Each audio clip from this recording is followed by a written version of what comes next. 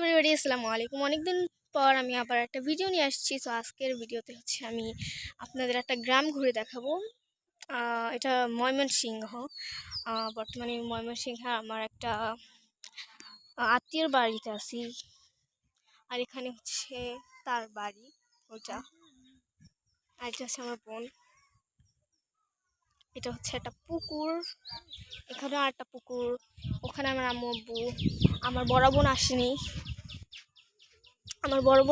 কারণ আমার বড় বোনকে আমার বড় দিল আটকে ফেলছে।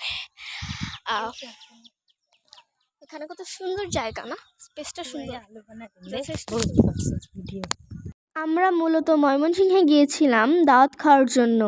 দাওয়াতটা ছিল একটি বিয়ের দাওয়াত। আমরা রওনা দিয়েছিলাম বিয়ের আগের দিন রাত্রে।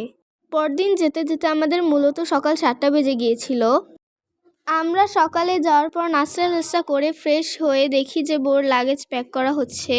একটা বউকে বিয়ের দিন যা যা দেওয়া লাগে আমরা সবই দিয়েছি। প্যাকিং শেষ করে আমরা গ্রাম ঘুরতে বের হয়েছিলাম এবং গ্রামের এত ভালো পরিবেশ দেখে আমার খুবই ভালো লাগছে।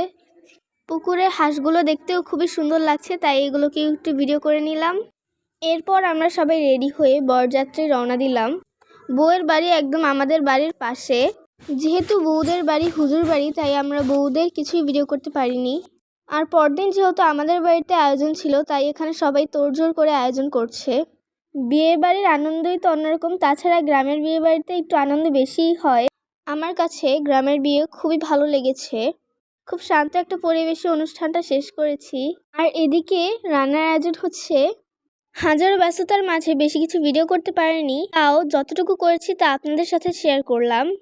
বাড়িতে যেহেতু ভিডিও করতে পারিনি, তাই বাইরেই টুকটাক কিছু ভিডিও করেছি।